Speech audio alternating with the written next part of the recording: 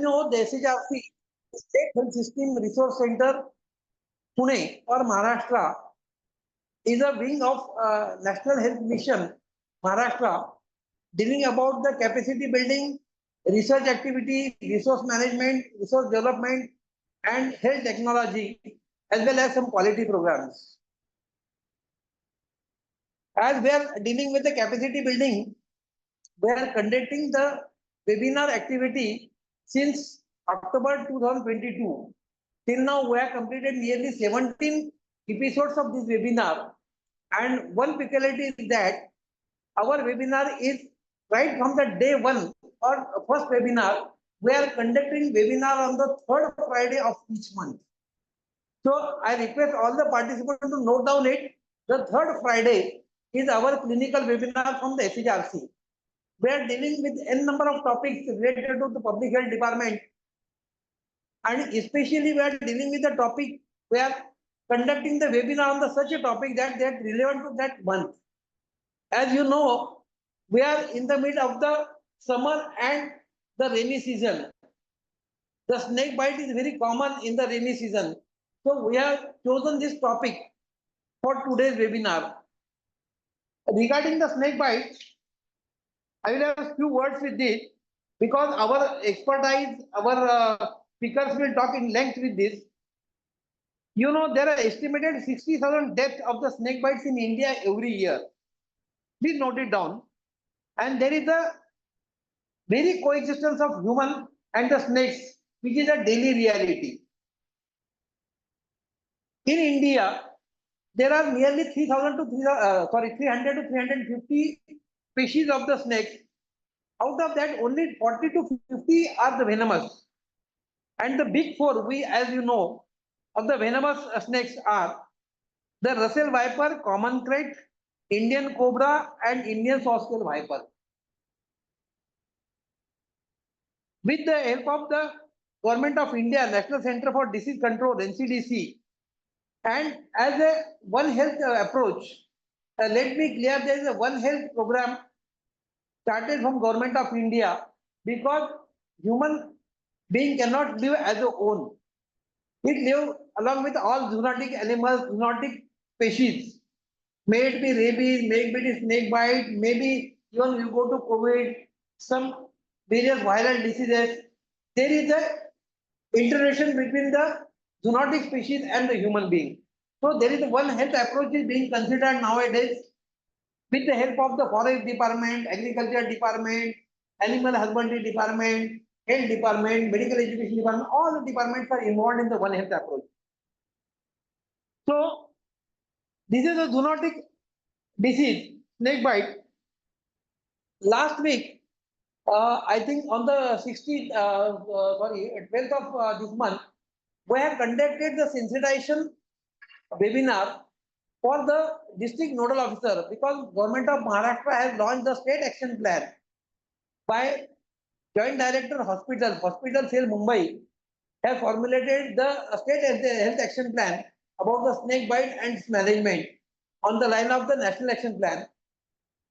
So we have done the sensitization webinar of all the nodal officers. As you know, ACS and physician of the district hospital is the nodal officer for that program.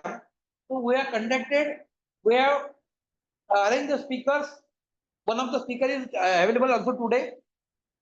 We have in depth discussed the national state action plan along with the nodal officer of the districts to take a step forward. So we are conducting the same webinar. The topic is also same. The clinical management of snake bite and action plan for the snake bite prevention and management program. Because after sensitization of the nodal officers, it is my duty to have in-depth knowledge to all our medical officers across the Maharashtra. So for this, we are having three eminent speakers with us for today's activity. I will just note it down.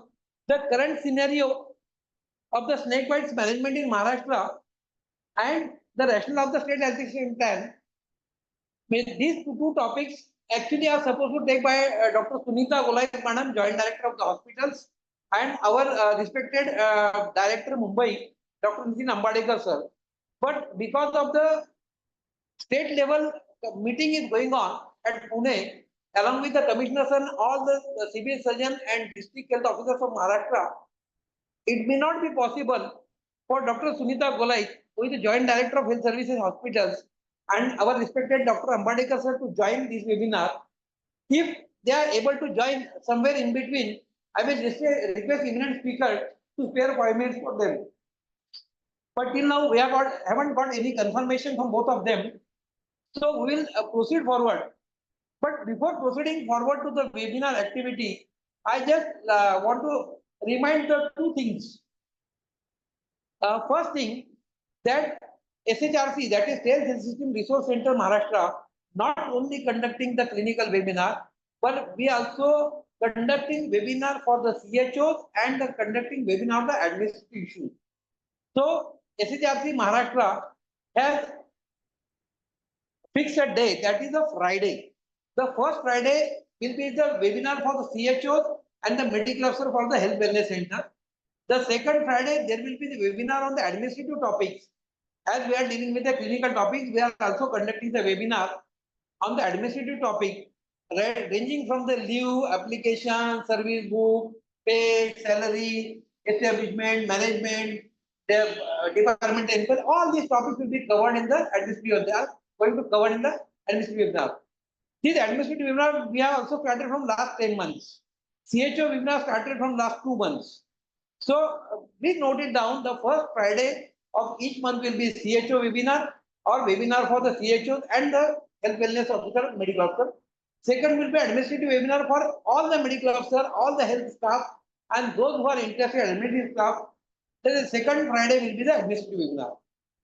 And third Friday is our regular clinical webinar where we are dealing with the different clinical topics, the relevant clinical topics to our medical officer across the Maharashtra. Right from the Gadchiroli to Alibag or right from the Mumbai. All medical officers should join. Second thing I want to point out, there is the eco registration is mandatory. The iEco is our partner for this webinar activity. iEco is supporting all the technical supports, instrumental supports. So there is a one-time registration only at the ECO. If you get the one-time registration, then from the next webinar, you will get the notification either on your phone, either on your mobile or on WhatsApp. No need to remember when there is a webinar on what topic. Secondly, if you register at the ECO site, the one benefit is that you will get to know all the PPTs of the previous webinar, all the detailed references, letters, all the relevant documents, they are posted on the iEco site. It is freely downloadable at any time. And my third thing is that it is a MMC accreditation webinar. We are giving one MMC credit point to all medical officers, those who join for this webinar, provided they should solve the pre-test and post-test. If we get the pre-test and post-test from concerned attendees, then we forward his name to the MMC for one credit point with the signature of the observer. So kindly note, the 3 Fridays are webinar days. Secondly, registration at ECO is mandatory. And third thing, for MMC credit point, you have to attend the webinar as well as solve the pre-test and the post-test. With this, I would like to continue the webinar activity, today's webinar activity on the clinical management of snakebite and the action plan for the snakebite prevention and management of the snakebite, as well as the national health plan and the state action plan. For the first lecture, we are having the national action plan, snakebite innovating significance by Dr. Ajit Shewale, who is a deputy director, DZDP, NCDC, MOHW, Ministry of Health and Welfare, New Delhi. Dr. Ajit Shewale is currently working with the government of Maharashtra, government of India, as a deputy director, National Center for Control of Disease, in the Center of One Health. He is a postgraduate in community medicine and trained epidemiologist with 12 years of a field experience with the government and non-government associations. He is passionate about the changes in life of the community through the community-driven public health programs. He is also a nodal officer for the snakebite prevention and control, Ministry of Health and Family Welfare, Government of India, and coordinates the implementation of zoonotic disease program, that is the National Rabies Control Program, National One Health Program for the prevention and control of zoonotic diseases, and program for the prevention and control of leptospirosis. His key achievement in the field of snakebite include the successful inclusion of the dedicated program of snakebite under NHM. Because of his effort, this is become a national program, and the development of national action plan for the prevention and control of the snake bite in coordination with all experts and stakeholders. I request Dr. Shivale sir. Dr. Shivale sir is there? Dr. Shivale sir?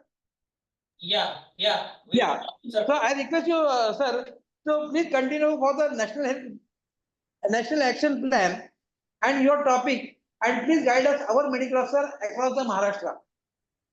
Okay. Thank you, sir, for that nice introduction, and I would like to thank first SHSRC and yourself, Ishmuk sir, for organizing this very important training on snakebite management.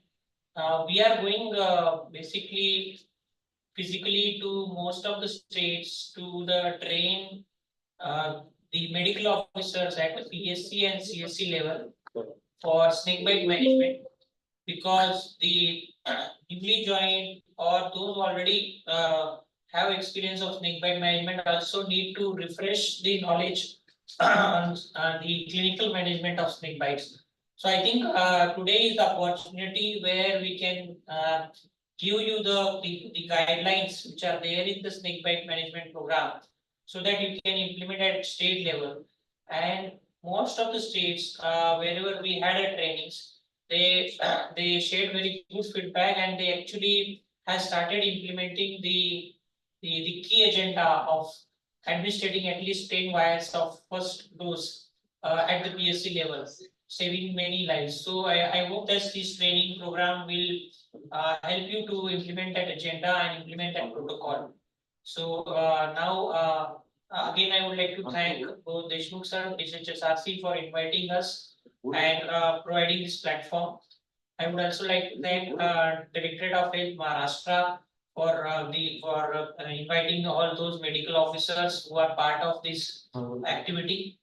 With that, I think we will update you on the activities which are being undertaken under snakebite envenoming program. Next.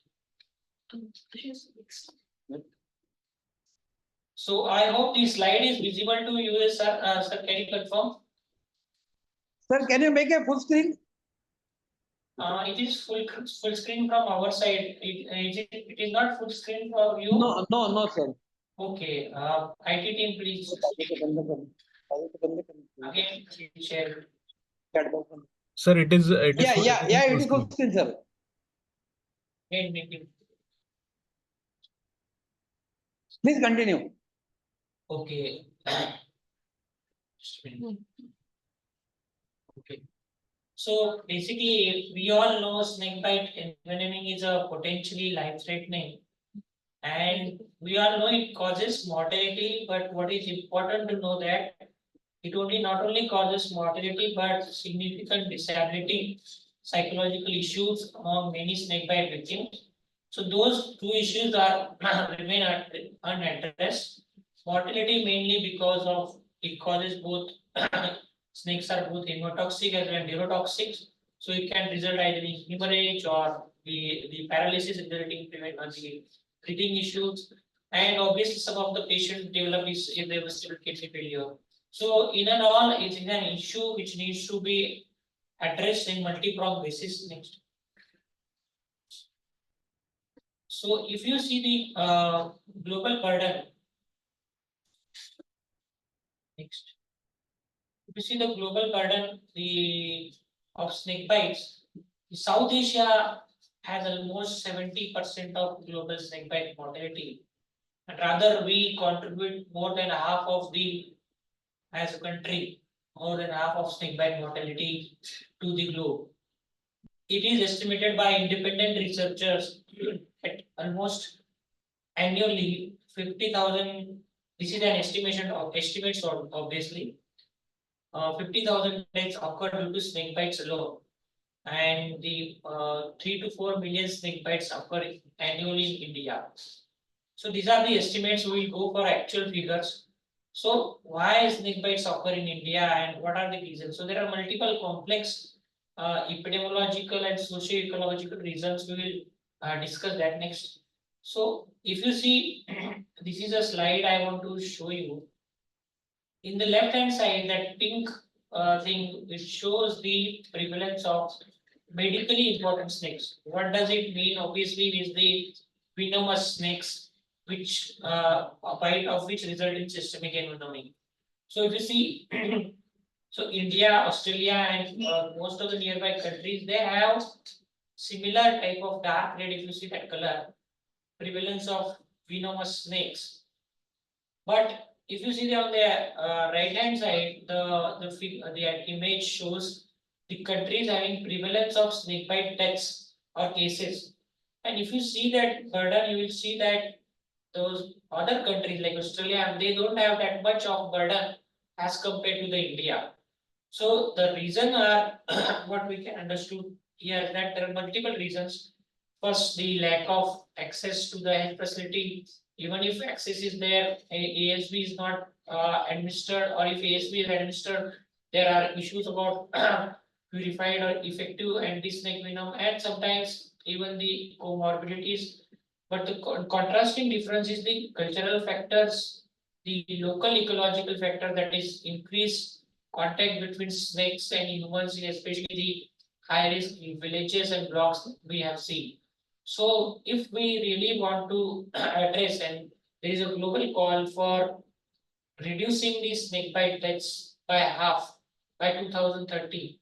And if we really want to target this thing, so we need to address this issue at multi-pronged level, be it with the transportation issues, be it with the administration of ASV, availability of the ASV, or the anti-venom issues. So we need to address these issues of, and also the cultural issues of going to the traditional failure. So it needs to be addressed at multiple levels if we really want to achieve that target. Next. So if you see the snakes species in India, almost there are more than 236 species of snakes, mostly non-venomous. So again, the important thing to be mentioned is we use word here venomous and not poisonous. I think Dr. Amit will clarify you why we will use venomous word. Then out of those 15 varieties are venomous, and then big four are the commonest, that is cobra, arsel viper, swaskel viper, and crepes. But what I just mentioned you that there are almost 50,000 deaths occurring in India estimated. But what is actually reported through the CPHI is only almost 1,000 to 2,000 deaths and 3 lakhs cases. So if you see this research studies, only 7% of the snakebite deaths are officially reported. So where these deaths are actually occurring? They are occurring in the community. They are either approaching a traditional faith healers, or there are unknown bites. Patient doesn't realize that there are bites, and then there are symptoms which get undiagnosed. So what is the importance is that we need to capture all these snakebite cases in our system which are occurring in the community and report that. Yesterday we had a meeting on snakebite notification. So slowly, shortly we will be in next coming months we'll be issue a communication to make snakebite as a notifiable disease. Next. So what currently the snakebite is being reported on? If you all know, since you are mostly the medical officers, you must be knowing that under IHIP, under the pre-form, that you can see that image, presently form, you can report those who are having IHIP login ID and password.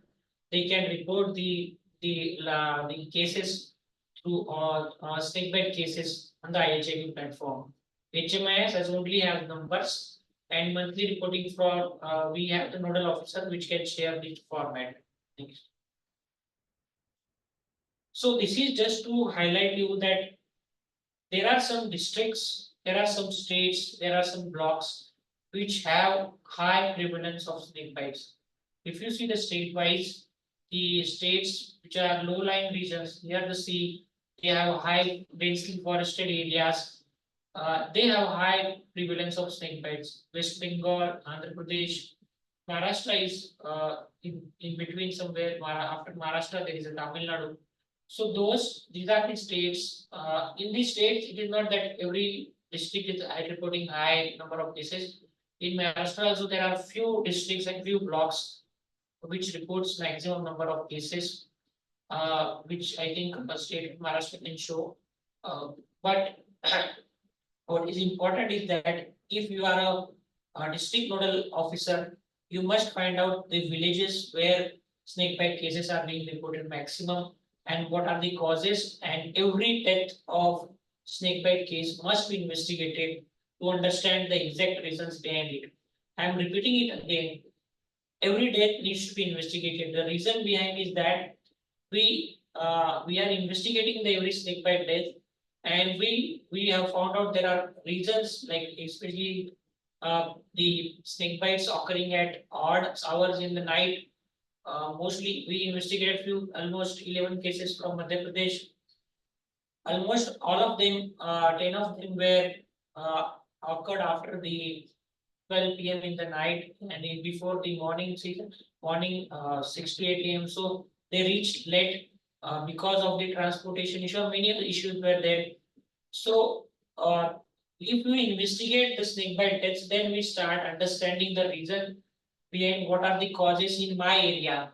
So since medical officers are there, my sincere request is to that if any snake bite death is reported in your PSC, CSC area, please get it investigated. Either you or through the health workers, what is the basic reason behind it, either transportation issue, whether he went to the traditional faith healer, or where there were, since there are many cases, since at PSCs, ASV is not there, people prefer to go directly to the district hospital or medical college where they feel that everything will be available.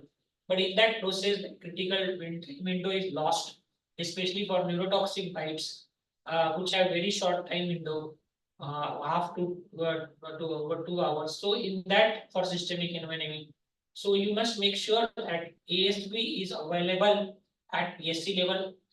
The medical officer who is there at PSC level, even if he is fresh graduate, he must be trained on administrating the anti-snake while venom. He must remove the fear regarding the ASV reaction by administering the adrenaline. I think that protocol is there. Dr. Amit will describe it to you. So the thing is that if we understand this the issues about snake bite deaths, and if we make sure these things, then we can go long way in reducing the snake bite deaths. Next. So this is actually the the India level map where we tried to find out the case, the block wide and state wide. So few of the districts we have found out where actually snake bite bites are maximum, and we are going to intensify operations in those districts. I would request the nodal officer from Maharashtra and the district levels officers to kindly look at those identifying the high risk blocks in your area. Next. So, first of all, I would like to thank SHSRC for timely organizing this training, because we all know that in the monsoon season, like monsoon related other diseases like malaria, dengue, chikungunya, snake bite, although it's not an infectious disease, but it does show the seasonal occurrence because the habitat of the snakes that is filled up by water. There is a increased human and snake contact, and we can see characteristic increase during the monsoon season. So what is important is that first thing is training. You must do the training at your own level. Nursing staff must be trained on the snake bite management. Secondly, is the IEC awareness sessions must be undertaken. We have developed a wonderful film. I hope Nidhi we are showing that film. So that film must be shown if it is possible. We have printed material of IEC that can be used for IC activities. So please use that in your routine VHND days or any other awareness days which you might feel suitable. Next. Now, this is actually the graph which shows the distribution of the snakes. So first is saw scale viper, small in size, saw scale viper. Mainly children get affected by playing because it's such a small size. Then the common crate bites occurring in the night. Sometimes the painless night people recognize only in the morning, but it occur mostly in the except in northeast area, it is occurring all over the country. Next, Russell vipers and spectacled cobra also have same distribution. Next, what is important then? These are the range restricted species: monoclade cobra and king cobra. King cobra pattern shows in Maharashtra, also in the Western Ghat. So, importance of range restricted species is that in these cases, the anti-snake venom, current polyvalent anti-snake venom, is effective but less effective. So that needs to be kept in mind.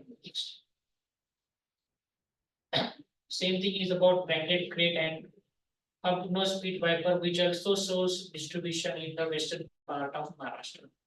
Next. So this, I think, is slide to just highlight that medical officers have tendency to judge the progress of snakebite victim by the snakes they describe, by the accompanying person, or by sometimes they bring the snakes. So first thing is that first take-home message is that such acts must be discouraged, not to bring snakes into the casualty. Second thing, not to base the treatment based on whatever snakes they have brought in or describing, because there are some lookalikes of poisonous, non-poisonous snakes. Only a trained herpetologist based on more than 3 and 4 characteristics. I'm not saying so. Many misconceptions are there that only based on eyes, based on nose, based on body structure, we can identify venomous snakes. No. So only trained herpetologists that also based on more than 3 or 4 characteristics, they can identify venomous snakes. So the key message is that if you interact with medical officers, staff nurses, or health professionals, every snakebite victim must be treated as he can develop, he may progress to snakebite envenoming, and only based on the test of 20-minute WBCT or other tests that will Dr. Amit will describe. Only on that you should derive your judgment on anti-snake venom administration. The judgment should never be based on the facts, because it has found in many cases that persons may not know the person mistake while describing the actual snake. The snakes which are brought to the casualty may not be the snakes which have actually bitten the patient. So these are the things to be kept in mind for the monitoring of the progress of the patient. Next.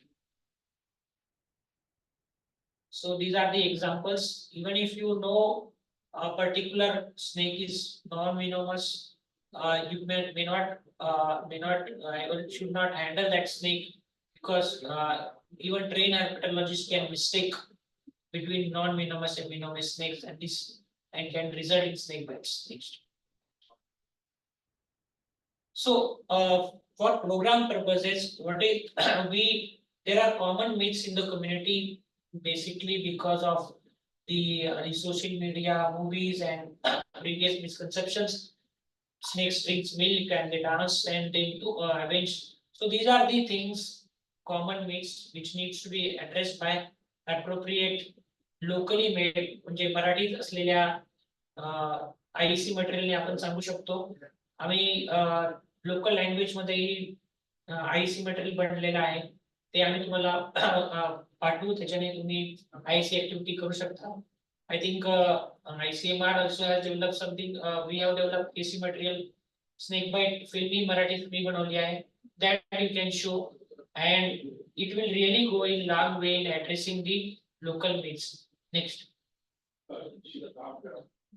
सगळ्यात महत्वाचं I am talking in local language because see these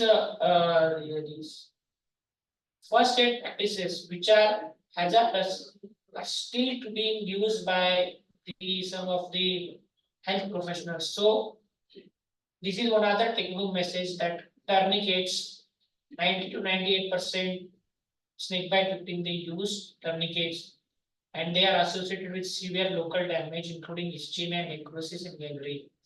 If you go through the snake bite management guideline, I hope we have provided them with snake bite guidelines, the treatment guidelines. If just give them in chat box the link of snake bite treatment guidelines. We will also share you the QR code at the end of this training where you can just click and save it in your mobiles, the details snake bite treatment guideline. And we will also coordinate with nodal officers and you will get the actual copy, hard copy of that snake bite management guideline.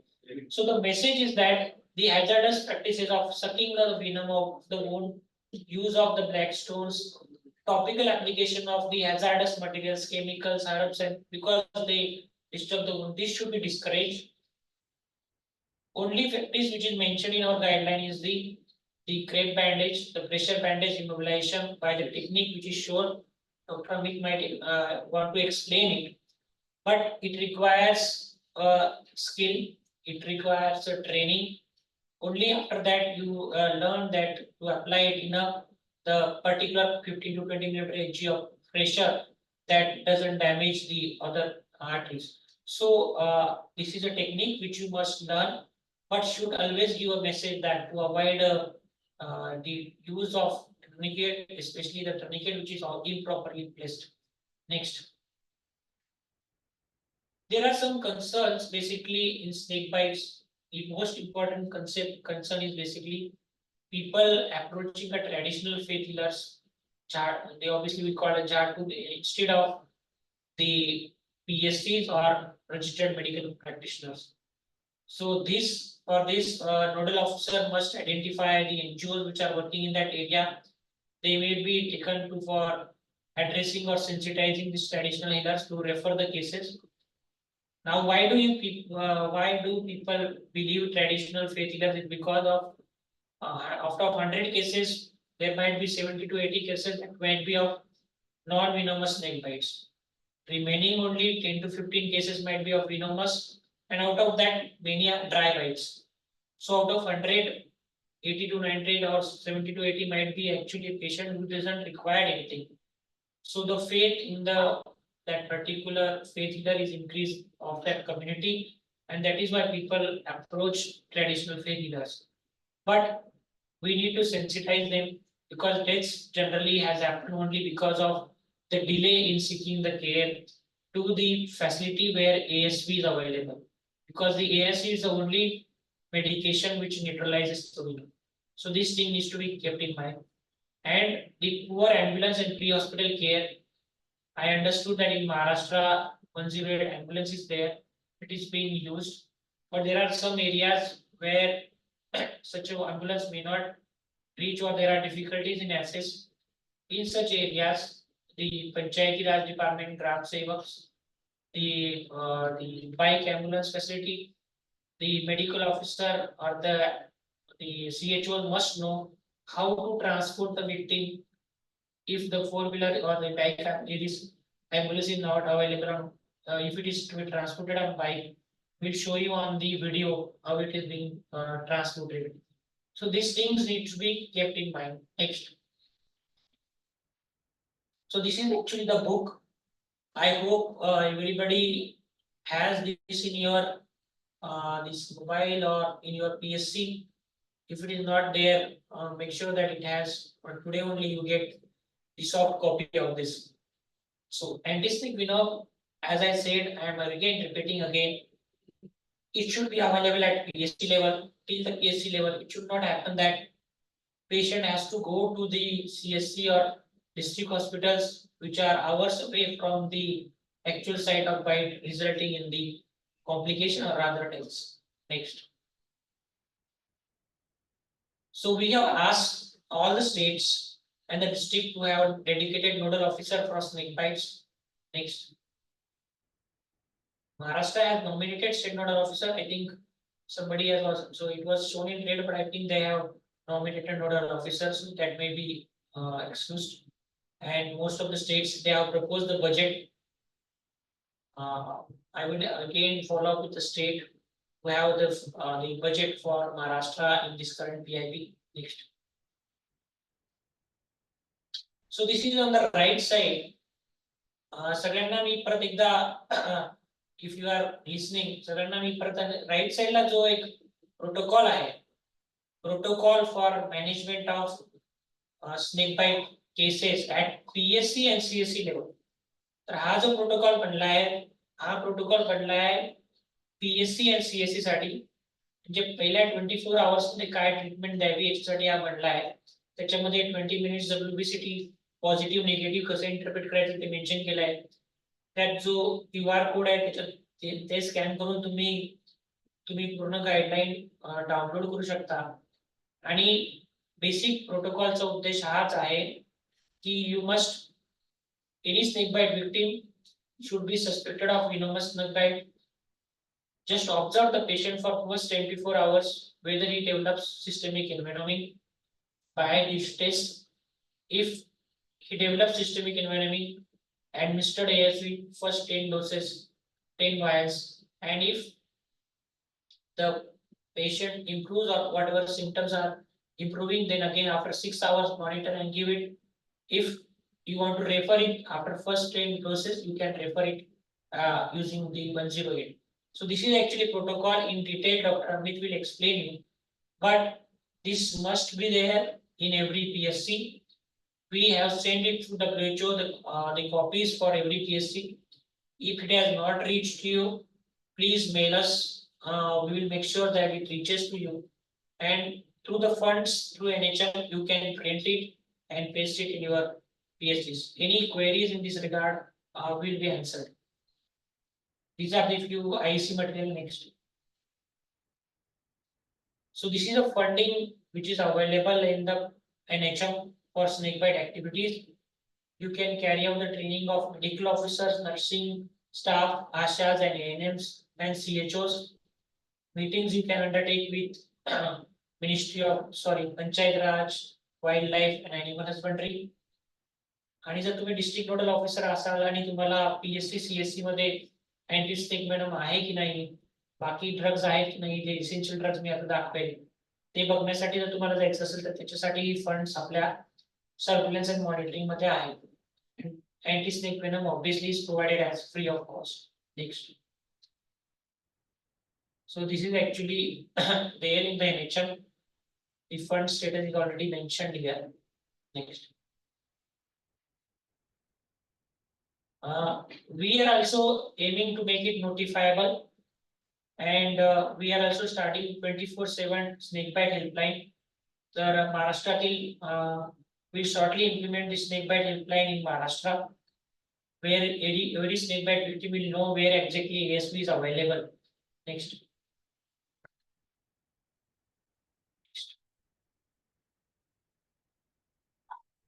So these are the few trainings which we conduct both virtually and physically. I hope we can conduct physically in Maharashtra and few of the districts or regional level, so that message clearly goes to the medical officers who are actually in charge of treating the snake bites. Next. So this is a national action plan we have prepared. According to the global call, we want to reduce the deaths by half by 2030. And the Maharashtra is requested to prepare a state action plan, and all the districts are also requested to prepare for the same. This document is available online, and it involves the many stakeholders, including different ministries. This is the document. If anybody is interested in reading the snake bites, the current progress, global progress, what is actually happening in India, legislative aspects. Now, snakebite is also an MLC. You cannot handle the snake because it is as per the Wildlife Act, it is a crime. So many things are mentioned in this document. and it is available online on NCDC website. You can go through and for your own interest next. So we interact with many NGOs, clinical experts, and manufacturers for preparing this national action plan. Next. Now coming to the point, since you are from PSC and CSC, these are the drugs. हे जे drugs आहेत हे जर तुम्ही district nodal officer असाल तुम्ही PSC मध्ये बघितले पाहिजे हे ड्रग्ज आहेत की नाही. If you yourself are PSC medical officer, paracetamol normally is available, hydrocortisone for many things, antihistamine. So these are normally essential drugs which should be available. They for other emergency conditions, same are required for snake bites. Apart from the life-saving bamboo bag and there's IV sets and syringes. What is important is that clean, dry test tube is dry test tube is required for 20 minutes WBCT. It must be available. And the anti-snake venom. Next. This is actually the laboratory investigation. It should be available at PSC urine examination for renal monitoring, that is albumin and blood by dipstick, and peak flow meter for neuroparalytic syndrome. So these two must be available. Respiratory function you can check by the bedside test. Next.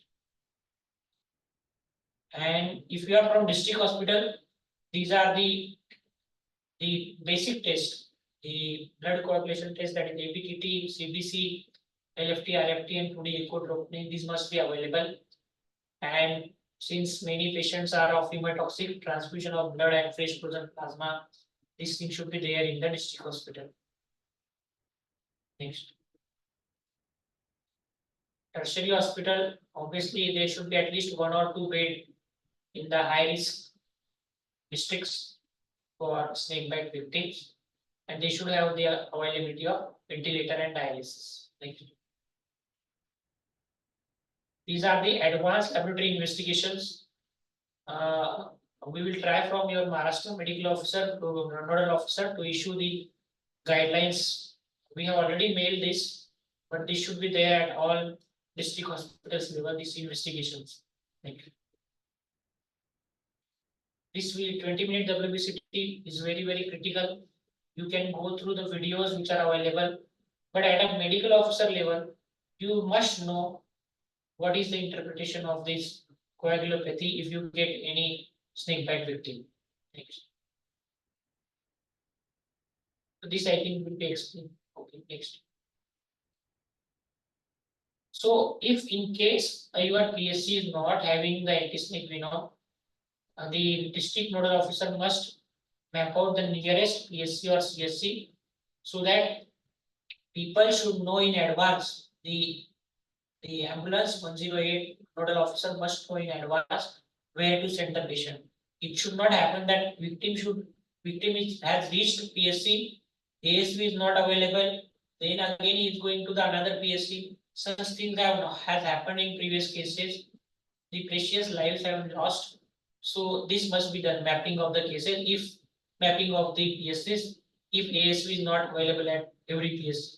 But again, the message is that it should be available at all PSCs. Next.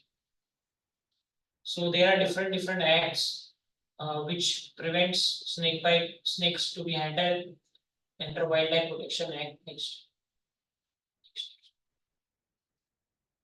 So we have developed IEC. My another request is that there are many NGOs working in Maharashtra. Maharashtra बरेच NGOs आहेत ते खूप छान काम करतायत. You just enlist those NGOs and find out what area they are working on and take their help in awareness among your community. Next. So this is the way forward. We are going to make snakebite as notifiable disease and also central sector scheme. Jithe antivenom is not effective, we are going for purified antivenom and regional venom centers. CoWIN सारखं एक portal जिथे की आपल्याला करता येईल कोणत्या PSC ला ASV available आहे त्याची आम्ही एक पोर्टल तयार करतो आहोत. And obviously in Maharashtra also we will make snakebite helpline operational. It is currently operational in 5 states. And for those who are researchers on snakebites, we are organizing a research symposium here. Everybody is welcome to publish their results and can present here. And if you need any support, even in case of the management of snake bites, we will be having a poison information center where you can real time ask the clinical experts. So that we are also envisaging about poison information center, so that on telecall you can contact the experts. So this is what from our side. Any questions still you can always ask. Thank you. And this goal of national action plan cannot be achieved without the participation of you, without the participation of the community, without the participation of the NGOs, manufacturers. So again, my sincere request to participate in this action plan to end or rather reduce the deaths by half by year 2030. Thank you.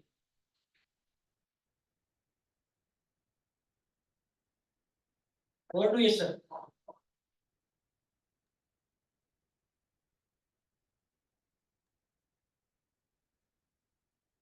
Thank you, Dr. Shevale, sir, for your nice presentation. If possible, I request you to be with us, if possible, for the question answer by the end of all the three topics. And if it's not possible, we can take the question answer now. Sir, will it be possible to be with us? Yeah, I will try. Okay. If next presentation. Huh? Okay. I will be Yes. there. Yeah. Okay. You continue. So we'll move to our next round of lecture, that is the clinical management of the snake bite. As per the standard treatment guidelines of 2016, I request Dr. Amit Balchandran, who is the Assistant Professor, Department of General Medicine, CMC Vellore. Dr. Amit Balchandran is a diplomat of National Board in the General Medicine. He is a Doctor of Medicine in General Medicine also. Postgraduate Diploma of Family Medicine, that is a PG DFM, and a Bachelor of Medicine and Bachelor of Surgery. He is a member of the professional bodies like lifetime member of the Indian Society of Toxicology. He has additional training and certification in the course on the medical development in Europe. He hosted the medical Karolinska Medical University, Stockholm, Sweden, Health Sciences, Lithuania, Faculty of Medicine and Surgery, and University of Florence, Italy. He has various prizes and awards under his belt. The Jacob Prize in the General Medicine for the best outgoing PG student residents from CMC Vellore in 2020, and the PH Chandrasekhar Gold Medal in the infectious disease in 2019 from the CMC Vellore. He also the Ida Scooter Medal for the outgoing intern in 2015. He has work experience for the position department and the institution assistant professor of the General Medicine and Poison Center, Christian Medical Colleges, Vellore, from 2022 till date. He is a senior resident in the Department of General Medicine from 2020 to 2022. Research and experience, he has number of publications under his belt, the 10 number of publications. Out of that, the original articles are 8 and the index articles are 5. So I request Dr. Amit Balachandran to have a few words for our medical officer across the Maharashtra on the clinical management of snake bite as per the standard treatment guidelines published in 2016. Dr. Amit. Thank you, sir, for the kind words of introduction. I just want to check if my slides are visible and if you can hear me. Yeah, it is visible. You are audible and the slides are visible. Please get it. So before we go into the topic, I want to thank Dr. Ajit for that wonderful talk on the epidemiology, the burden of snakebite in India, and the steps that the national government is taking in order to mitigate this problem of snakebite. I will be trying to cover the management of snakebite with respect to diagnosis, referral mechanisms, and management in a hospital. The material that I am going to base my presentation on is based on the standard treatment guidelines for management of snakebite published in 2016 by the Ministry of Health and Family Welfare. All the clinical photographs that are used in this presentation are used after informed consent and are anonymized. I do not have any other conflicts of interest to declare. I want to acknowledge Dr. Revika Ralph, Professor and Head of Poison Control Center at Christian Medical College, Vellore, for most of the material that has been used in this presentation.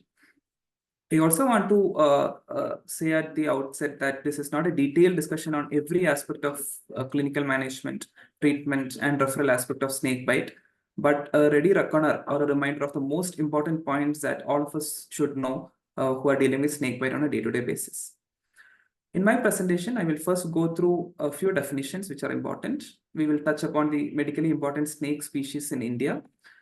We will then go on to the clinical and laboratory diagnosis of snake bites in India. We will discuss the treatment aspects, the referral mechanisms, and outpatient follow-up. Coming to the definitions, I want to start by asking this question to all of you. Are snakes poisonous or venomous?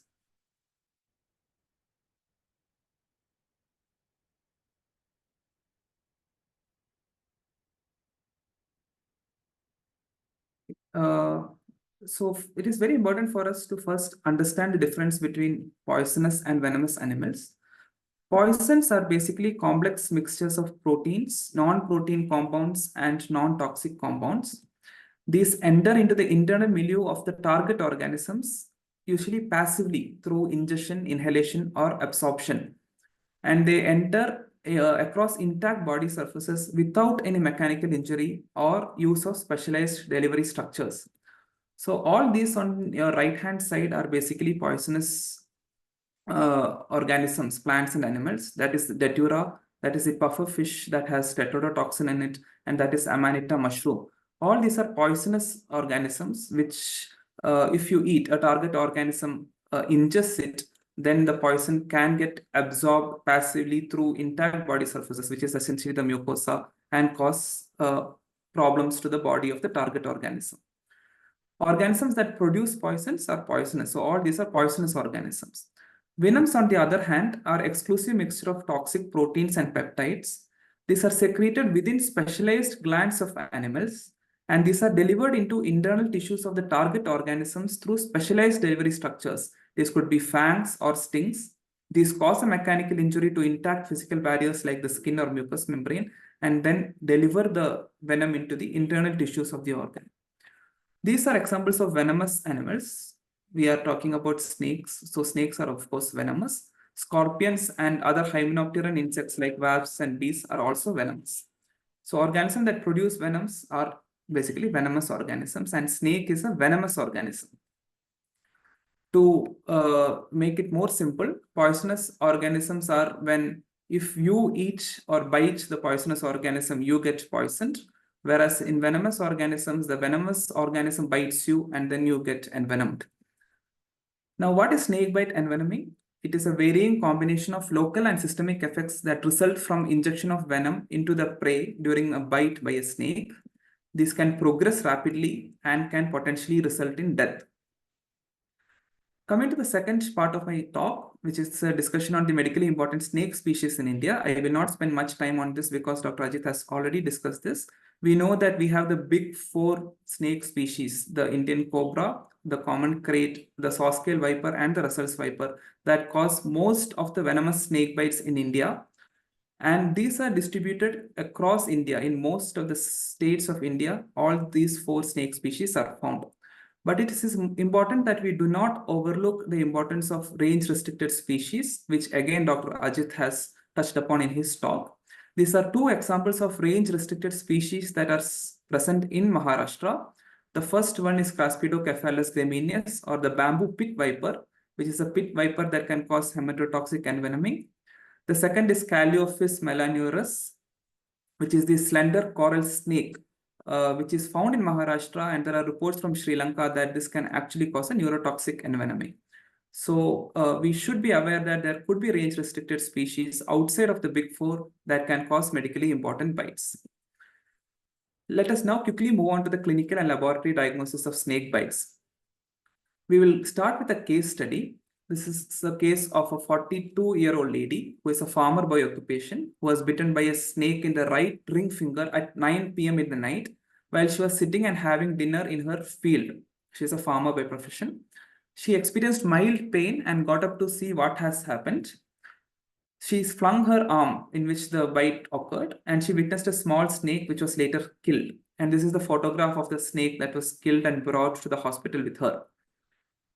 After seeing the snake, she immediately experienced some pins and needle sensation in her extremities. She felt giddy and she fainted in the field. Within 1 minute, she woke up and regained full consciousness. She was made to sit up and drink water by the husband, which she was able to drink. The husband called up a nearby clinic for advice, and according to their instruction, she was taken to the hospital immediately. Yeah. On arrival at the hospital, there were fang marks that were noted in the right ring finger. There were no active bleeding. Her vital parameters were all normal except for some mild tachycardia and tachypnea. Systemic examination was normal, and the 20-minute whole blood clotting test was negative, which basically means that the blood was clotting normally. She was infused 10 vials of antivenom over the 60 minutes because the duty officer in the hospital thought that she had features of systemic envenoming. Now, I would encourage all of you to respond in the chat box by answering if you think this patient have features of envenoming or not.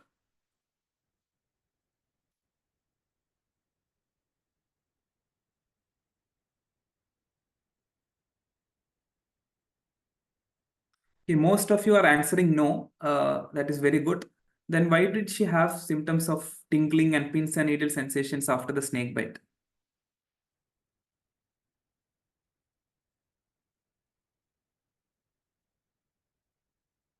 Okay, that is very good. Most of you have gotten the correct answer. What we should remember is that after snake bite, there can be a varied number of clinical manifestations which can mainly be divided into two. The first one is not specific symptoms and signs. This could be because of anxiety, fear, or a vasovagal reaction to the snake bite itself and the pain due to that. The patient may develop palpitations, sweating, tremulousness, nausea and vomiting, abdominal pain and headache. And on examination, the patient may have tachycardia, mild tachypnea, elevation in the blood pressure, cold extremities, and abnormal sensations to pain and touch. Now, these are most likely related to the anxiety and can occur even when venom is not injected. So even in a dry bite, this can occur.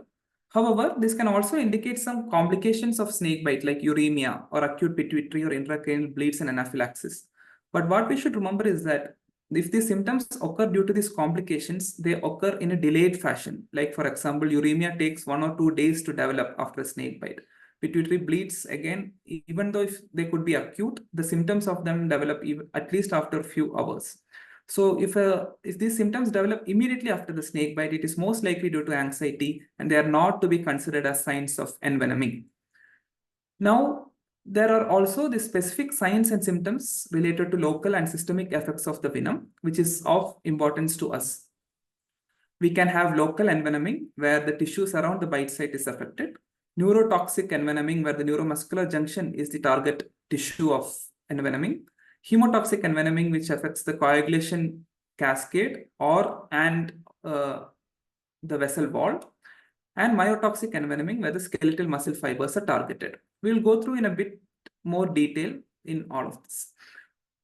Coming to the local effects, the most common local effects that we encounter is probably local reaction, which is essentially swelling, redness, and warmth of the bitten site and the tissue around it.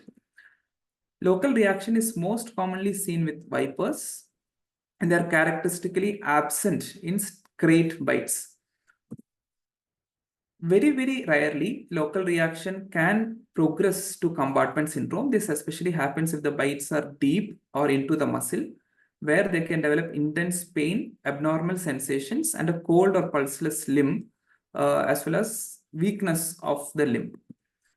Now, the second type of local envenoming that we encounter is that of necrosis. Do remember that early dermonecrosis can just resemble a bruised skin and can be easily missed.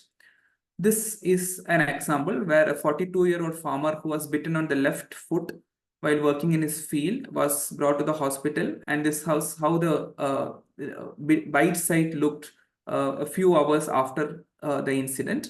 The snake was identified as Indian cobra. By day 6, he had developed significant dermonecrosis where the skin had died and was peeled off from the body. By day 8, he had developed a escharified lesion, and the patient subsequently required debridement for a secondary infection. And that is how he looked on day 12. Dermonecrosis is caused by cytotoxic venoms that are there in cobras and some viper species. Coming to neurotoxic envenoming, neurotoxic envenoming secondary to snakebite classically presents with a descending symmetric neuroparalysis. Let us try to understand why this occurs. We are all familiar with the various myotomes, and classically, the snakebite envenoming causing neuroparalysis affects the myotomes in a descending fashion. What is of importance is that nerves 3, 4, and 6, the cranial nerves 3, 4, and 6, which are the ones that are first affected, which in turn translate into the clinical symptoms of ptosis, abnormal eye movements or deranged eye movements, and problems with pupillary constrictions and dilation. And this is the first sign of neurotoxic envenoming that usually develops after a snake bite. The other thing that we should remember is that neck flexion and the muscles that are supplying the diaphragm are affected even before the muscles of the upper limb or lower limbs are affected. Just because the patient does not have any weakness of the limbs does not mean that the patient cannot go into respiratory paralysis. Okay, so it is too late if the patient has already developed limb weakness. So we should be able to diagnose a neuroparalysis at the first instance of neuroparalysis, which is usually ptosis and abnormalities of eye movement and the pupils. Of course, this is the classical broken neck sign, which is absent neck flexion that is seen in snakebite victims. But we should not be waiting for even a broken neck sign before we identify the neurotoxic envenoming. So usually this is what happens. They develop ptosis, diplopia, and blurred vision, followed by dysarthria and drooling, then dysphonia and dysphagia, and then subsequently progressing to neck, respiratory, and then at the last limb muscle paralysis. Okay, neurotoxic syndrome, as you all know, is commonly seen with kraits and cobras.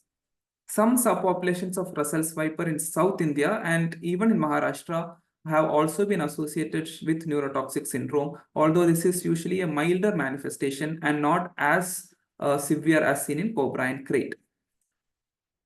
Now, let us try to understand what is the difference between cobra and krait induced neurotoxic effects. In order to understand this, we need to understand that the mechanism of action of krait and cobra venoms are different, or the site of action in the NMJ is different. Krait predominantly acts in the presynaptic membrane, whereas cobra acts on the postsynaptic membrane.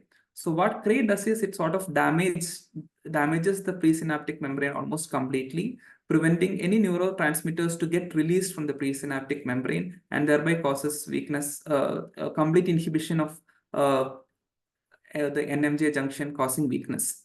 Whereas in cobra, the venom is actually competing with the acetylcholine for binding to the receptor, the acetylcholine receptor that is present in the postsynaptic membrane. This leads to a number of differences. In krait bite, the neurological manifestations are often delayed because it takes time for the presynaptic membrane to get destroyed, up to 16 hours, whereas in cobra, it occurs more early. Respiratory paralysis is also delayed in krait bite, whereas it happens early in cobra bite. However, the time to recovery in krait bite is much longer than the time to recovery in cobra bite because the presynaptic membrane has to get regenerated. But the most important clinical reason why we should understand this differentiation is because the krait bite, which is a presynaptic toxin, does not respond to neostigmine, whereas the cobra bite, which is a postsynaptic toxin, it is acting on the acetylcholine receptors. So if you are able to increase the acetylcholine in the NM neuromuscular junction, you can potentially cause reversal of envenoming due to cobra. So the response to neostigmine is only seen with cobra bite, whereas it is not effective in krait bite. Coming to hemotoxic envenoming, the most common hemotoxic envenoming that we encounter is coagulopathy. Coagulopathy can present with either clinical bleeds or just subclinical coagulopathy without any overt bleeding.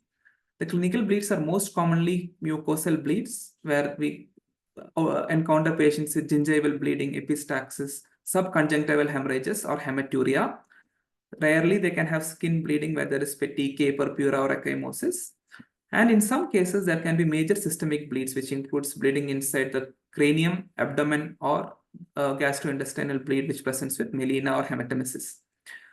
Subclinical coagulopathy is diagnosed based on deranged laboratory coagulation parameters alone, and these patients do not have any clinical bleeding at all. Coagulopathy is a symptom of viper bite in India.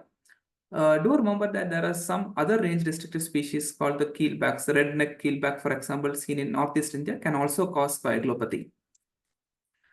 So these are various pictures showing clinical features of coagulopathy. The first patient has gingival bleeding. The second patient shows ecchymosis in his arm and in the axillary region. And the third picture is that of hematuria that is present in a patient with great Russell's viper bite. Thrombotic microangiopathy is a very rare hematological complication of snake bite. It is a delayed onset complication, usually occurs after 72 hours of the bite, which usually follows the resolution of the coagulopathy. Here, there is a thrombotic microangiopathy. So there is hemolysis, there is thrombocytopenia, and kidney injury. The clinical features are usually pallor, jaundice because of hemolysis, dark urine because of the heme pigments that is getting secreted in the urine, hypertension because of glomerular injury, and oliguria.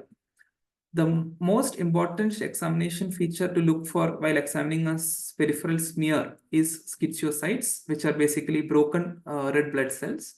This is the telltale sign of thrombotic microangiopathy and needs to be picked up in even the basic laboratories.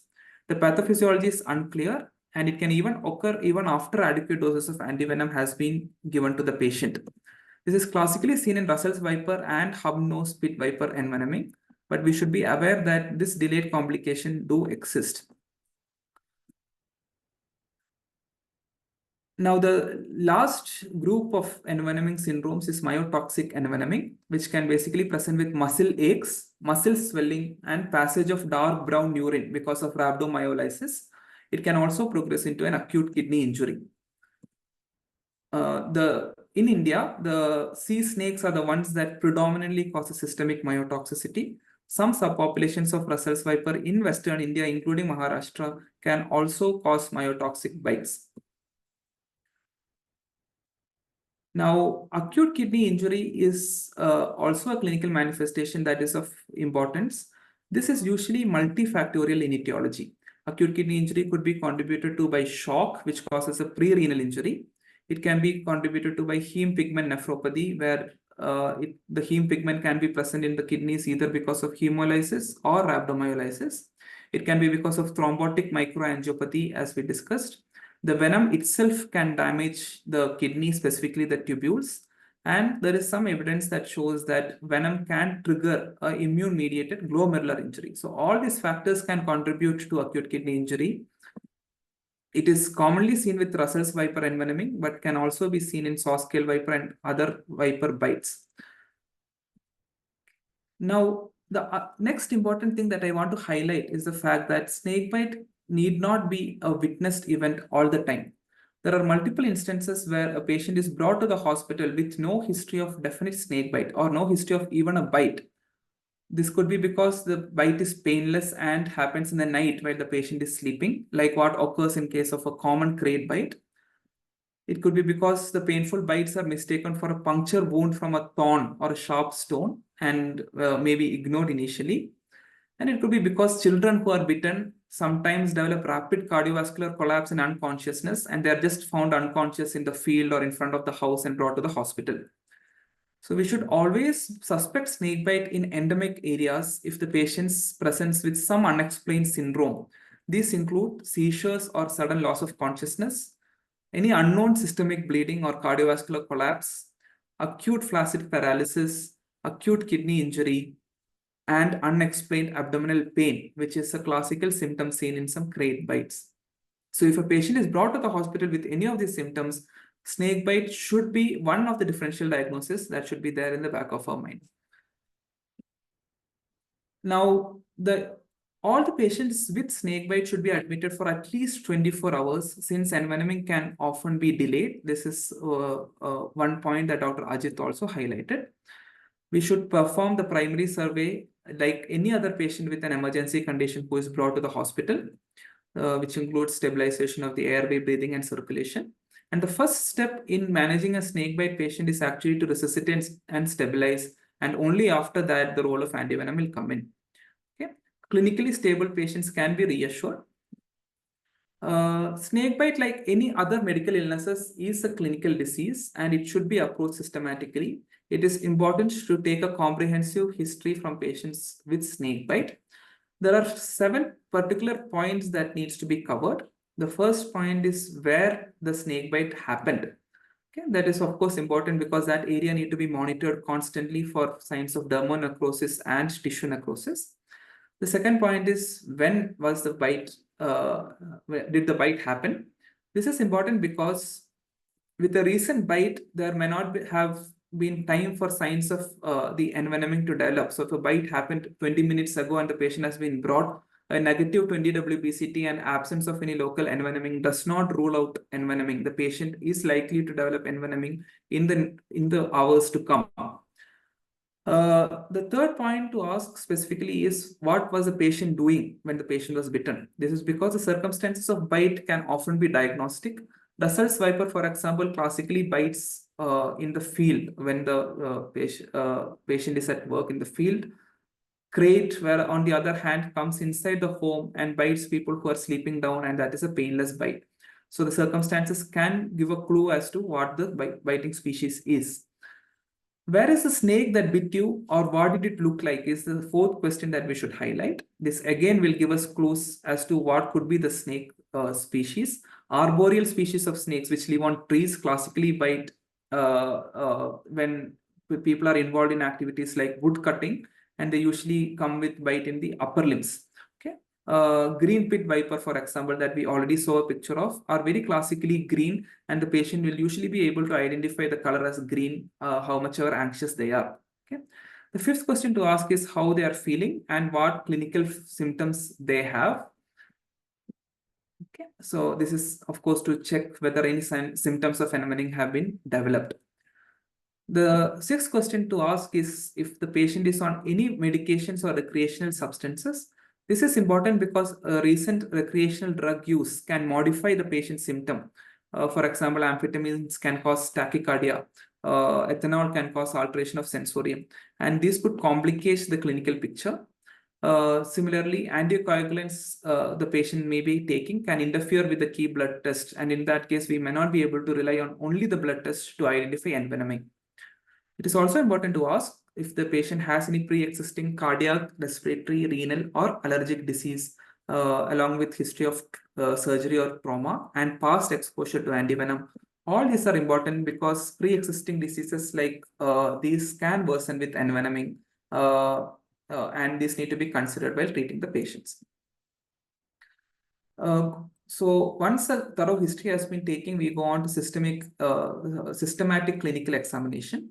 On local examination, we would note if there are any tourniquets that has been tied by the patient, are there any ligatures, has any wound incisions or cauterization been done? These are non-scientific practices that are often undertaken.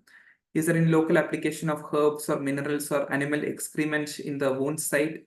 We should look carefully for fang marks, presence and extent of the local swelling, bleeding, bruising, discoloration, blisters, retained fangs or teeth, all of which will indicate the presence of a snake bite and potentially local envenoming. We can also look for vertical red tender streaks over the limb, which can suggest lymphangitis. And we should palpate for the regional lymph nodes, which are draining the bite site, to look for lymphadenitis.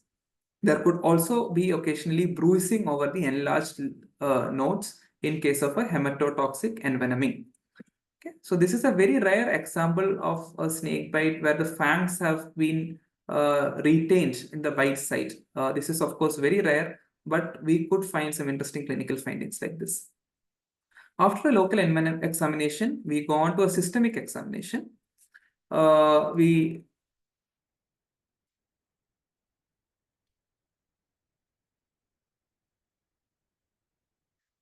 look for any signs of ophthalmoplegia. We look for ptosis. We look for the pupillary symmetry and reaction of the pupils to the light. we should assess the ability to open the mouth if there is any pooling of saliva in the oropharynx or absent gag reflex, all of which can be found in neurotoxic envenoming. We can then go on to examine the muscle power and reflexes. Do remember that we should not wait for the muscle power to go down and the reflexes to be absent in case of neurotoxic envenoming, but often patients do present late. We should see if the patient is able to lift the neck off the bed and assess the neck flexor muscles, and classical broken neck sign can sometimes be found. Three main things that we should see which can predict respiratory muscle paralysis are the single breath count, which is the number of digits counted in single exhalation. And a normal patient should be able to count at least till 30 in a single exhalation. Second one is the breath holding time, which is the number of seconds the patient can hold the breath in inspiration, and this should be normally more than 45 seconds. And the third is the ability to complete a full sentence in one breath. If any of these three are deranged, these are signs of respiratory paralysis, and the patient imminently requires intubation in all likelihood. We also have to look for signs of coagulopathy. Hypotension can be a marker of internal bleeding. It is important to measure the blood pressure in supine and seated if the blood pressure in supine is normal, because sometimes only postural hypotension could be there in early circulatory collapse. We can examine the nasal and oral mucosa for mucosal bleeds. We can look for subconjunctival hemorrhages, and if we are trained enough, we can do a fundoscopy to see if there are retinal bleeds and papilledema. Papilledema can signify a raised intracranial pressure because of an intracranial bleed. What an intracranial bleed also can have are focal neurological localizing signs like hemiplegia or asymmetric pupils. We then go on to examine the cardiorespiratory system for any pleuropericardial effusions, which could be a hemothorax, any friction rupts or ventricular failure. We look at the abdomen to see if there is any abdominal distension suggesting a retroperitoneal bleed, any ecchymosis over the abdomen.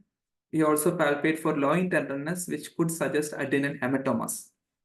Of course, a complete skin examination is imperative to look for petechiae, purpurae, and ecchymosis. Once we have done a thorough history and clinical examination, we then go on to do simple bedside tests to screen for subclinical coagulopathy using the 20-minute whole blood clotting test. At this point, I would like to emphasize the fact that a 20-minute whole blood clotting test is only required if there are no signs of overt bleeding.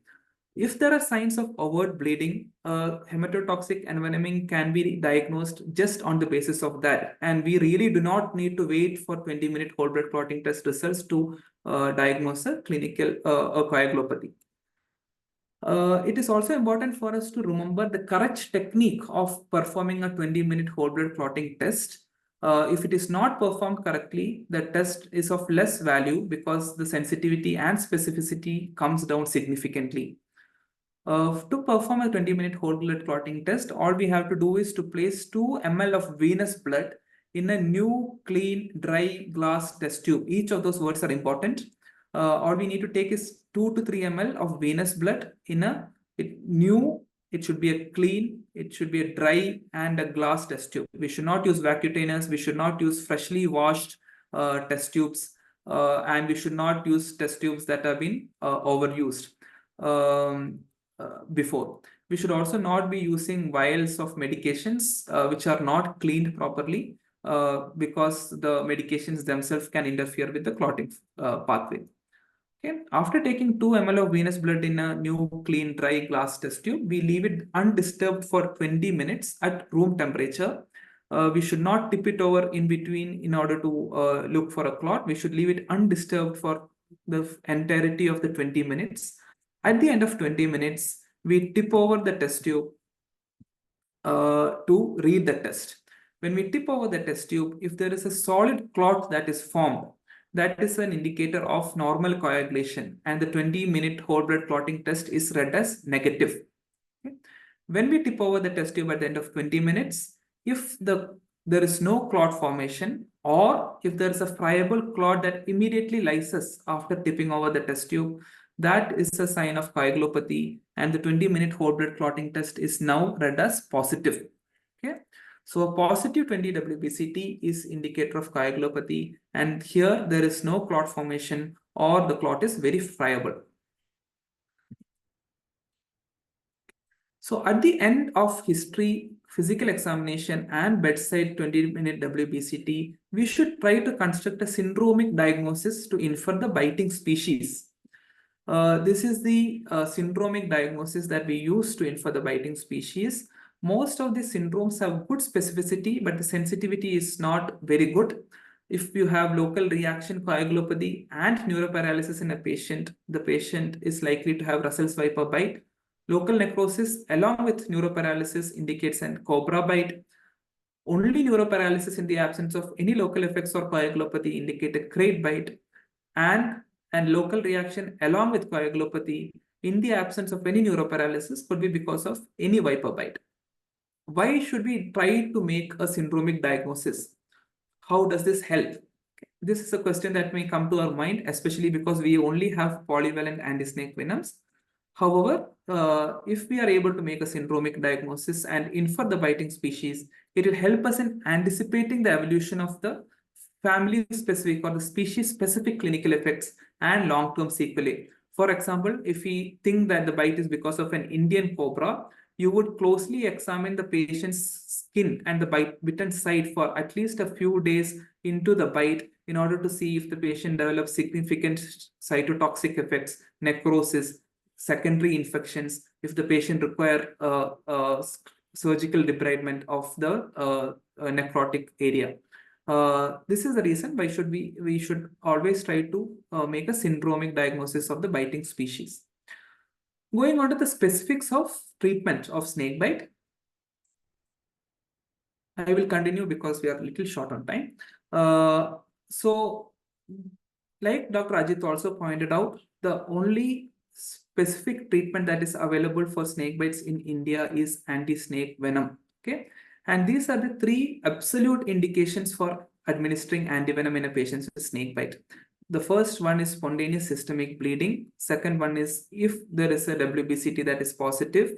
And third is if there is definite clinical signs of neurotoxicity. Now, there can be some other softer indications that are mentioned in multiple guidelines and textbook, but these 3 are the absolute indications of administering antivenom in a patient who presents with snake bite. I want to re-emphasize at this point that a bite by a venomous species itself is not an indication for antivenom. Only the clinical features of envenoming should be indications for antivenom. How much antivenom will we give? The standard national treatment guidelines advise us to give initial dose of 10 vials of antivenom in both patients with coagulopathy plus or minus neuroparalysis and patients with prominent neuroparalysis. Okay. In a patient with a coagulopathy with or without neuroparalysis, which is essentially a viper envenoming, the treatment endpoint should be restoration of coagulable blood or until the WBCT becomes negative. In a patient with prominent neuroparalysis, the treatment endpoint should be improvement of the neuroparalysis. How do we administer the antivenom? It should always be administered intravenously. Indian polyvalent antivenom is designed only for intravenous use. The dose is the same for adults and children. There is no difference. And administration is repeated if the bleeding persists or the cardiovascular signs worsen. There is hypotension or tachycardia, which we think is because of clinical bleeding, which happens within 2 hours of the initial dose, or if the weakness persists or worsens within 2 hours of the initial dose, or if the 20 WBCT is positive at 6 hours after the initial dose. So after giving the initial 10 vials of antivenom, we could repeat the antivenom within the first 2 hours if there is persistent bleeding, worsening of cardiovascular signs, or persistent or worsening weakness. Otherwise, we wait for 6 hours to repeat the WBCT, and if it is still positive, we would administer the repeat dose of antivenom. How much antivenom can we use? In a patient with a coagulopathy with neuroparalysis or a suspected viper envenoming, it is advised to go up to a maximum of 30 vials of antivenom. That is 10 vials every 6 hours till the WBCT becomes negative. In a patient with a elapsed envenoming or prominent neuroparalysis, the maximum dose that is suggested is only 20 vials. Okay. It is also important to monitor the patient for early antivenom related adverse effects in the first 2 hours after antivenom administration. This is a point that is often overlooked. Patients are given antivenom, and if they are stable during or immediately after giving the antivenom, they are left unmonitored and they may develop complications of antivenom. There are two main complications that we are worried about. One is anaphylaxis or anaphylactoid reactions, and the second is pyrogenic reactions. Now let us go back to the initial patient that we started this discussion with. Okay, this is the lady who was bitten by this snake, developed some non-specific symptoms related to anxiety, and was taken to a local hospital where, despite any obvious clinical features of envenoming, she received 10 vials of antivenom over 60 minutes. Now, this lady, after 10 minutes of the antivenom administration was started, developed severe itching over the scalp, which progressed to the rest of the body. She also developed one episode of vomiting. The heart rate now increased to 120 beats per minute, and the blood pressure was remaining to be 90 over 60 millimeters of mercury. Okay, antivenom was now stopped, and she was referred in an ambulance. Okay, at this point, we should try to understand what are the clinical signs of anaphylaxis. Itching or urticaria is often the first sign of anaphylaxis. They often have severe itching over the scalp, and this is often the first sign of anaphylaxis, which appears even before the other clinical signs occur. They could develop nausea, vomiting, abdominal pain, and diarrhea, and then subsequently go into life-threatening shock, bronchospasm, and angioedema. Okay. Pyrogenic reactions, on the other hand, presents with fever, rigors, and vasodilatation, which means the peripheries would be warm to touch, with or without a vasodilatory shock, a warm shock. Now, in the previous patient, I would like you to answer if you think the adverse consequences of antivenom-related anaphylactoid reactions could have been prevented, and how we would treat these patients with antivenom-related anaphylaxis. I'll move on for the want of time. To answer the first question, the first step in preventing an antivenom-related anaphylactoid reaction is to actually abstain from giving unnecessary antivenom. Okay, so this patient without any clinical effects of envenoming should not have received antivenom. So if you use antivenom only when indicated, that itself is a step towards preventing unnecessary complications of antivenom. Okay. In addition, there are two studies from Sri Lanka that sheds evidence on giving prophylactic adrenaline, 0.25 ml of 1 in 1,000 dilution of adrenaline subcutaneously, plus with or without antihistamine. And they have shown that if administered, this can significantly decrease antivenom-related anaphylactoid reactions with Indian polyvinyl antivenom. Of course, there are some issues that have been stated with these studies, but that is another strategy that could be employed before giving antivenom, especially in patients who have high risk of developing antivenom-related anaphylactoid reactions, like people who already have anaphylaxis to other drugs. How do we treat antivenom-related anaphylaxis?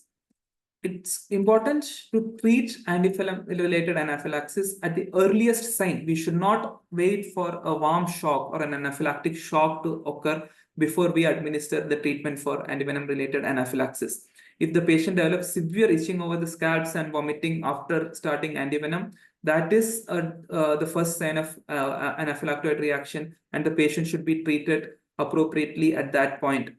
The first step is to suspend antivenom administration till we treat the patient.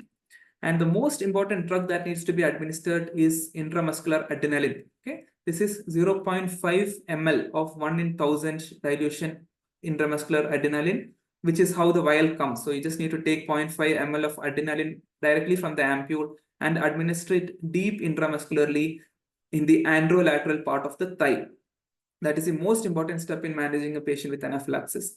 Okay. In addition, the patient should be administered high flow oxygen because they often have bronchospasm. They can also be administered antihistamines and glucocorticoids intravenously. If there are bronchospasm, there is wheeze on auscultation, there is hypoxemia, we can also administer them inhaled bronchodilators like salbutamol. Intravenous fluids needs to be promptly started in order, especially in patients with shock, in order to treat the shock. And we should always be aware of the fact that anaphylaxis can often be a biphasic reaction. and the signs of anaphylaxis can recur after a couple of hours after the initial treatment, and glucocorticoids do not prevent recurrence of anaphylaxis. So they should be even more intensely monitored after development of anaphylaxis. Pyrogenic reactions, on the other hand, is managed by physical cooling, antipyretics, and intravenous fluid replenishment. There is no role for adrenaline or any other adjunct therapy here. Coming to additional treatment that we can give in addition to the antivenom in specific circumstances. Of course, the most often talked about drug combination that is given in neuroparalysis is neostigmine with atropine. As we discussed earlier, this can only be used in a cobra envenoming. It works only in a cobra envenoming. It can be used if we have an established cobra envenoming, either clinically or if the patient has brought a dead snake that has been identified as cobra.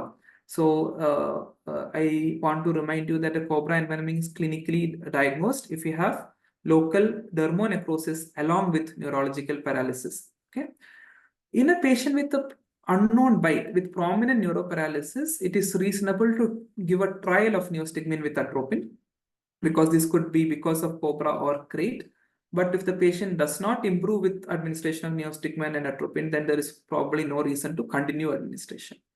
In a patient with established crate envenoming, where the circumstances of bite indicate a crate, it is a bite in the middle of the night, painless bite, the patient does not have any local envenoming, there is no pain, there is no dermonecrosis, then we should not be using neostigmine and atropine because it is not helpful.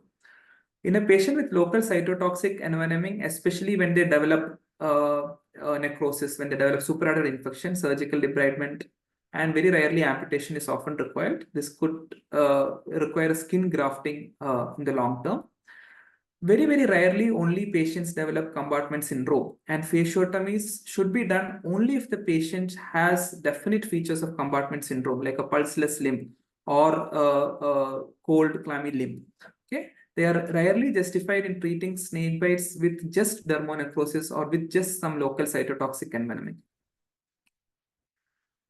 Coming on to the referral mechanism. So what are the indications to refer patients to a higher level of care? This is especially for the doctors working in primary health centers. We should be promptly referring patients who have features to suggest severe envenoming at presentation or at any point during hospital stay. What does severe envenoming mean? If there is shock or hypotension which is not responding to fluid, which could potentially be because of internal bleeding, and the patient may potentially require blood products and intensive care. Flaccid quadriparesis with respiratory failure, because these patients are likely to require prolonged ventilatory care in an ICU. Severe local necrosis and signs of suggestive of compartment syndrome, because they may need a surgical intervention. Patients who require repeated doses of anti-snake venom are also potentially the patients who should get referred. These are patients whose 20 WBCT are positive even after 6 hours of initial antivenom dose. Patients who have persistent bleeding, they may be minor mucosal bleed, but if they have persistent bleeding, it is prudent to refer them early to a center which has a blood bank facility. If the patient is having progressive paralysis or respiratory difficulty and impending respiratory failure, they also need to be referred. If they develop complications like reduced urine output, signs of cerebrovascular accident, acute coronary syndrome, or a wound infection with severe sepsis, they also need to be referred to a higher level of care. The last group of patient who needs referral are the patients who develop treatment-related adverse effects. These are patients who may develop anaphylaxis unresponsive to adrenaline. They may also require referral. Now, can we just refer a patient with snake bite just with a referral slip? It is prudent to follow all these steps while referring a patient. We always need to counsel the family member or the patient themselves in order regarding the need for referral, and tell them why we are referring the patient. If possible, it is important to give prior intimation to the receiving center by using available communication facilities that we are referring a patient with snake bite, so that they can be ready to receive the patient. It is better to complete antivenom infusion before transfer to the higher health facility for critical care support. because the rate of antivenom infusion during referral can increase and they may develop anaphylactoid reactions and so on. So if possible, it is better to complete antivenom infusion if you have already started it before referring the patient. Always stabilize the vital parameters prior to refer. Never refer a patient who is having a drop in the saturation or who is having ongoing hypotension without addressing that first, because it might do more harm than good. The patient might never end up in the tertiary care center. Always try to arrange for an ambulance for referral, ideally the presence of a paramedic in the ambulance. If it is not possible, an alternate mode of transport can be arranged. The patient should ideally be placed in a recovery position, which is either a prone position or a left lateral decumbent position, so that the airway is protected. And even if the patient were to develop neuroparalysis during the course of transfer, they will not pool their saliva in the pharynx, or the airway will not collapse, and the risk of shock and aspiration of vomit is decreased. During transfer, any life-supporting measures that have already been initiated, like oxygen, inotropic support should be continued. Ideally, an isogastric tube has to be inserted, especially in patients who already have features of neurotoxic envenoming. And if the airway is already compromised, airway support should be given, and then there should be a trained accompanying staff with the patient. It is also important and very often overlooked to send a referral note with the details of all the treatment that the patient has received, exactly how many vials of antivenom has been administered, was the antivenom completed or not, did the patient develop a feature of anaphylaxis, was adrenaline administered after clinical diagnosis of anaphylaxis, and also the clinical status of the patient at the time of referral. Going on to the last bit on outpatient review, this is again a very less emphasized part of the holistic care of a snakebite victim. Now, there are two aspects that we need to monitor for. One is late antivenom reactions, and the second is chronic sequelae or late presentations of snakebite envenoming. Now, the late antivenom reactions usually present 1 to 2 weeks after receiving the antivenom.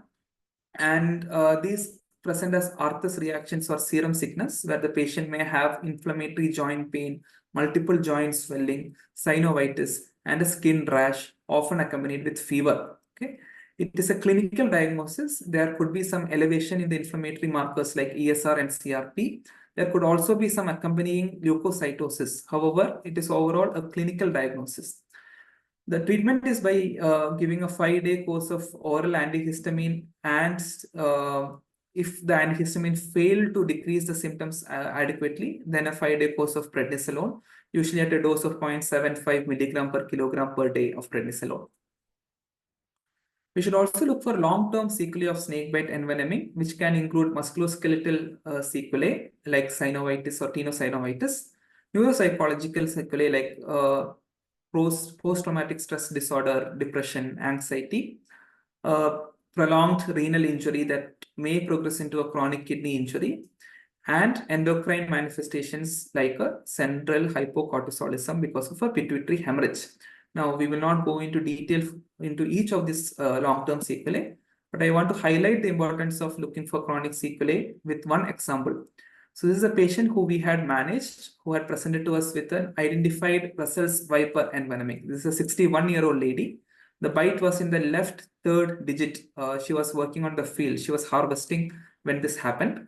She was hospitalized for a total of 24 days. She had developed coagulopathy and thrombotic microangiopathy, required dialysis for anuric kidney injury. She came to the OPD after 1 week after discharge with history of digital stiffness, swelling, and intermittent triggering of the left third digit on follow-up. Okay. This was how the hand looked on examination. As you can see, there is significant digital swelling of the second and third digits, especially the base. There is some swelling of the wrist dorsum as well. There was tenderness along the flexor sheath on palpation, and there was severe pain along the volar surface of the left third digit with passive flexion. Okay, so these clinical features lead to the clinical diagnosis of an inflammatory flexor tenosynovitis. This patient subsequently required a tendon release surgical procedure in order to get better. So it is very important for us to look for and carefully examine for chronic sequelae from snakebite envenoming. That brings to the end of my session. I want to conclude by giving you the key points. Bites from venomous snakes can result in bleeding, paralysis, long-term disability, and death. I cannot emphasize enough on the importance of 20-WBCT as a simple bedside test to screen and monitor for coagulopathy, which can be done in any center with just a simple clean dry glass test tube. The importance of assessing vital parameters, initiation of resuscitation measures in clinically unstable patients with bleeding, shock, paralysis, and respiratory distress is probably more important or should take precedence over antivenom administration. And antivenom should be administered promptly in patients with systemic symptoms. Thank you very much. I will be happy to take any questions at the end. Thank you, Dr. Amit, for your nice presentation, nice elaboration, lucid language. I also request you to be with us for the question answer after our last lecture, last part of the webinar. Now I request Dr. Sadanand Raut, who is a general physician and cardiologist and toxicologist practicing in the rural area of the Maharashtra. That is a Vignara hospital, a 50-bed hospital of its own in the Gram Panchayat Narayangao from last 35 years. One bigger thing is that he is running the mission, the Zero Snake Bite Death. The project Zero Snake Bite Death since 2005. Now he has saved more than 12,000 lives in the Narayangao area and across the Maharashtra in the rural areas. He is a member roster of the Expert Snake Bite Envenoming Committee of the WHO.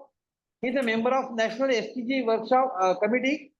He is a member of National NAP AC Contributor Government of India. He is working in various ICMR projects on the National Snake Bite Project. Then he is working as an investigator, co-investigator. He is working in the economic burden snake bite in India. He has published a documentary named as the Mission Impossible. And he has also awarded the first rank in India at the largest National Arogya Film Festival. I request our own Dr. Sadanand. One thing I have forgotten to tell, that he has delivered a nice lecture to our nodal officer across the Maharashtra, the district nodal officer Maharashtra in the last week about the clinical management. But now I request Dr. Raut sir to share or to throw light on his field experience and cases he presented. He has treated and saved the life of more than 12,000 people, to have some field experience and the case studies which he came across. Dr. Raut sir. Good afternoon. Thank you, Dr. Sanjay Deshmukh. Sir, just 1 minute, sir. I have forgotten.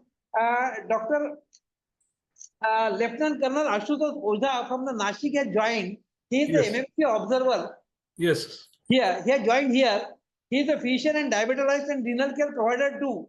He is a very apt observer for this workshop. And he is an army veteran and ex-professor and head of Department of Medicine in the FMC Pune. I welcome Dr. Colonel Ashutosh Oza. Oza sir is there? Okay. Oza sir is there? Dr. Ashutosh Oza? Okay. I think he has disconnected. Now I request Dr. Raut sir to have his few words and experiences. Please share with us. Thank you, Dr. Sanjay Deshmukh and Dr. Amit and Dr. Ajit Sewale. Most of the parts, theoretical parts are covered. I will share my few clinical cases experience with all of you. But I will take some points hurriedly as they are covered. Living snakes are found on every continent except Antarctica, and on most smaller land masses. Exceptions include some large islands like Ireland and New Zealand and Mauritius. There are no snakes at all. India, of course, is a dense and dark forest of India is a best habitat for the snake reptiles. This epidemics has also covered 50 to 60 lakh snake bites occur annually all over the world. Out of that, 80,000 to 1,38,000 deaths occur annually. More than 4 lakh people are left permanently disabled, means they need amputations, major limb amputations. India is the largest, 20 to 25 lakh snake bites annually. India had 12 lakh snake bite deaths from 2000 to 2019. This is the actual estimate, 64,000 deaths annually. 80% of the global deaths due to snake bite occur in Asia. Majority of them are from India. Madhya Pradesh, Odisha, UP, Bihar, Jharkhand, Rajasthan, Gujarat, and Andhra Pradesh, and of course Maharashtra, one of the higher incidence. One snake bite death for every 2 HIV/AIDS death. Ratio is almost 2:1. According to WHO, only 10% of the snake bite cases are recorded. Who added snake bite in most neglected tropical disease in 2017. There are 2,700 different species of snakes all over the world. In India, there are 275 species. Out of that, 62 are venomous, 42 species are mildly venomous, and 171, majority of them are non-venomous. This is the major occupational disease, highest burden in rural areas of or developing world. Risk factors mainly include climate change. Due to hot temperatures, the snake bite incidence is increasing, and snakes are also doing transfer from one place to another. Seasonal variation is there. Agriculture workers, fishermen, epidemics resulting from flooding. We have seen increased incidence in Kerala, Kolhapur, and Sangli floods. This is one of the major issue, snake charmers and dancers. This is a area from where I am working. Dr. Sanjay Deshmukh was also medical superintendent in our area. This is Junnar and Ambegaon region. This I mention every time it is a hotspot for the snake bite. There is one small village, Narodi. There are around 12 deaths in 1 month in 2013 or 14 due to snake bite. And most of the, there are 5 to 6 rivers. Most of the villages, riverside, there is incidence of snake bite is more. So all these we must know venomous and non-venomous snakes. There is no much technique is required to identify venomous and non-venomous snakes. We have to just look at the snake pictures for a long time, many times. So we can easily, slowly be able to identify the snakes. These are some of the non-venomous snakes from our area: worm snake, trinket, then cat snake, checkered keelback, green keelback, rat snake, banded race wolf snake, then sand boa, wine snake, earth boa, all this. But these are the medically important big fours. These are very important medically for us. We should be 100% able to identify them, because minor mistake in identifying these snakes can lead to a disaster for the patient and for ourselves also. This is the Indian crase, Bangaros cereulus. In Marathi, it is called as Manyar. Indian cobra, Naja Naja or Nag. Then Russell's viper, W. Roselichonus, and Soskel viper, Ichthys canatus, that is Purse. The average build of venom per bite in these snakes is very important. In crate bite, it is 20 milligram. Soskel viper, it is 13 milligram. Cobra, 60 milligram. And Russell's viper, it is 63 milligram. It is important for the severity of envenomation. Lethal dose of venom in crate bite, it is very small. You can see only 0.6 milligram of venom can kill a person. Soskel viper, it is 8 milligram. Cobra, it is 12 milligram. And Russell's viper, it is 15 milligram. So to differentiate between venomous and non-venomous snakes, this is very simple technique. Fang marks in venomous snakes are hollow like hypodermic needle, like injection needles. There are 2 long fangs. Pupils are elliptical and tail is short and compressed. All this is venomous snakes. And in non-venomous, there are small several teeth. Pupils are round, tail is short and solid and not much compressed. So with these points, we can identify the venomous. But most of the venomous snakes in India belongs to Russell's viper group. That is viperide group, Russell's viper, Soskel viper, green pit viper, and bamboo pit viper. And 54% poisonous venomous snakes is the right term. These are the elapids, cobra, kraits, and coral snakes. Venom composition, we should know little about it because more than 90% of snake venom drive it is a protein. Venom contains more than 100 different proteins, enzymes, with non-enzymatic polypeptide toxins and non-proteins, acetylcholinesterase, hyaluronidase, proteolytic enzymes. All these having different actions on the body parts like neurotoxicities, myotoxicity, platelet aggregation, anticoagulate defect, microbial cycle action, inflammatory, hypotension, hemolyze, cytotoxic. All these are the different actions of different toxins. This is a actual showing neuromuscular paralysis, hemostatic alterations due to consumption coagulopathy and platelet disturbances, acute kidney injury, and local tissue damage including necrosis of soft tissues, hemorrhages, blistering, edema. Then myocardial damage and arrhythmias, systemic hemorrhage leading to cardiovascular shock, generalized myotoxicity. Standard treatment guidelines are discussed by Dr. Amit. I will not go into details of that. But factors affecting severity and outcome of the innovation are size of the victim, comorbidity, which part is bitten, exercise, individual sensitivity, bite characteristics, snake species, secondary infection, and treatment received. Systematic, asymptomatic, most of the patients early come with not without with any symptoms. So these are the asymptomatic patients and must be observed carefully for 24 hours. Early systemic symptoms include nausea, vomiting, diarrhea, headache, heaviness of the eyelids, inappropriate drowsiness or early ptosis. Sometimes it is very difficult to differentiate between drowsiness and ptosis. So we have to be little careful at this time. Collapse, hypotension, shock, early spontaneous systemic bleeding, oliguria, anuria, and dark or black urine. Local symptoms at the bitten part are fang mark or marks. Remember marks, single mark sometimes may be due to venomous snake bite. Marks, if there are multiple marks, then it may be a non-venomous bite. But 2 marks, definitely chances of venomous bite are there. Local pain is there, local bleeding, bruising, spreading, local swelling, lymphangitis, lymph node enlargement, inflammation, blistering, local infection and abscess, and necrosis. These are the general signs and symptoms of elapid, that is cobra and krait. 5 Ds, diplopia, dysarthria, dysphonia, dysphagia, and dyspnea. And 2 Ps are ptosis and paralysis.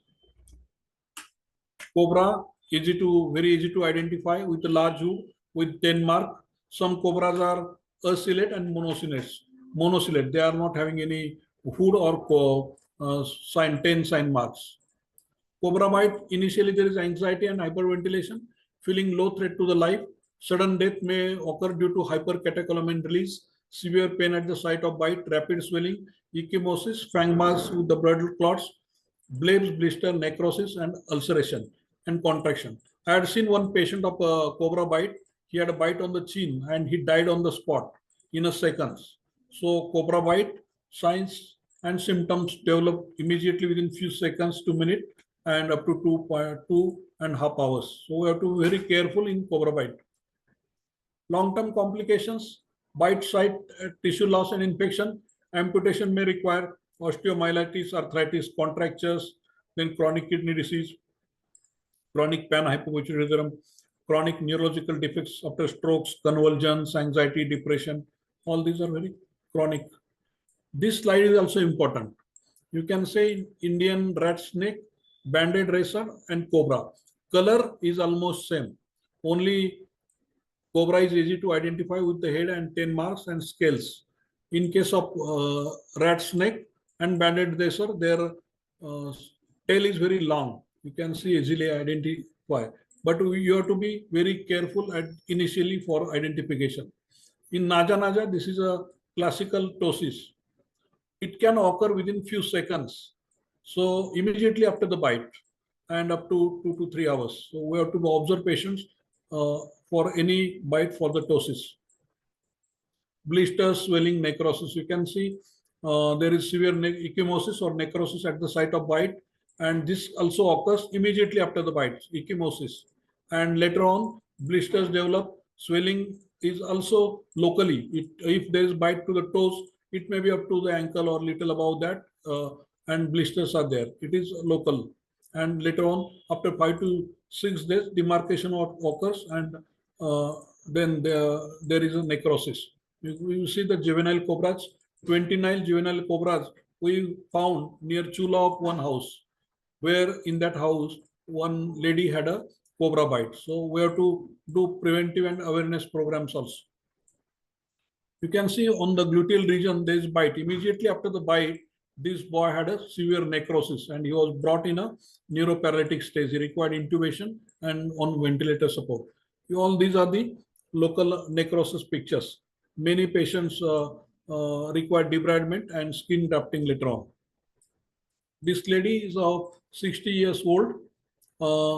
She had a cobra bite, and you can see she brought within few minutes and with severe signs of neurotoxicity, maintained only on bi-nasal O2. We had given her 20 vials of anti-snake venom, 10 vials initially within 1 hour and 10 vials in next 1 hour, and injection atropine and neostigmine 3 doses.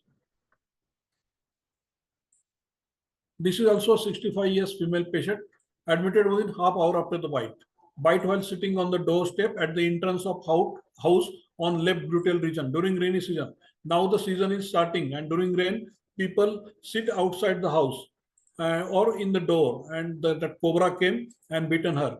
We given her anti-snake venom 10 vials, later on 10, and she's only managed with the oxygen binasally and not required ventilatory support. Injection atropine and injection neostigmine and timely ASV has done a very good role, and she didn't require ventilatory support. Local septic wound developed later on, which due to severe necrosis, she required debridement, but she was not following regularly for the dressing. This is also a 70 years old lady, history of snake bite at the 3 p.m. and admitted in 20 minutes after the bite. This is because we are doing a lot of awareness program in our area and people are not wasting time. She was brought within 20 minutes but breathless at the time of admission. There is difficulty in swallowing, vomiting, excessive sweating. She is restless and cold. There is difficulty in opening eyes. There is tachycardia and hypertension, and she was drowsy. There is ptosis and dysphonia on examination. She required emergency endotracheal intubation at the time of admission. Many patients, they are calling if they had a snake bite, and we keep everything ready. So we have given injection anti-snake venom 27 vials. She required 10, 10 and later on 7 because she was not recovering. Injection neostigmine, injection atropine, then WBC count was raised. On ECG, she had a multiple ventricular ectopics. You can see the cobra was brought live 20 minutes after, half an hour after the bite. But she had all classical symptoms, so there is no need of confirmation of the snake. But that wound is not healing chronically for more than 1 year, and they are not willing for the skin grafting as lady was very old. This is also interesting case. This lady teacher was climbing down from the Lenandri temple, and while climbing down, she thought she had some thorn prick. They searched there for snake or anything else. They are not able to see. She climbed down and went to another temple in the Ozar. Within 2 hours after the bite, she started getting complaints like giddiness, difficulty in talking. And in the next temple, she collapsed. So she was taken to a general practitioner. He suspected the bite. And at the time of admission, she was brought to our hospital 2 hours after the bite. She was drowsy, dyspnea, and immediately required respiratory support. And we had pushed her. There is no history of snake bite, only clinical diagnosis. We have started her anti-snake venom. Emergency, she was resuscitated. Injection atropine and neostigmine was given, and later on she became conscious and recovered fully. This is also interesting case. 4 years boy was admitted in cardiac arrest. He had a cobra bite around 60 kilometers from our hospital. He was taken to 2 primary health centers, but received inadequate anti-snake venom. And at the time of admission in our hospital, he was in cardiac arrest. So we have to intubate him immediately, have to give CPR, soda bicar, injection adrenaline, and 20 vials were given fast within 2 hours. He was on ventilator for 24 hours, then extubated. But after extubation, 12 hours after extubation, he had again signs of neurotoxicity, that is ptosis and change in voice. So we have to repeat 5 vials of anti-snake venom again. So in case of children's, don't be more happy or relaxed, even if patient is on ventilator and extubated and now is all right. Even after extubation, observe patients very carefully. And you must remember doses of injection atropine, neostigmine and adrenaline in pediatrics. In pediatrics, 0.01 to 0.03 milligram per kg. Injection neostigmine, 0.01 milligram per kg, and injection adrenaline, 0.01 milligram per kg. These doses are very important because these are the life-saving drugs. And we have celebrated birthday of this boy in the hospital because he was admitted on the birthday. So this is also a cobra bite in pregnancy.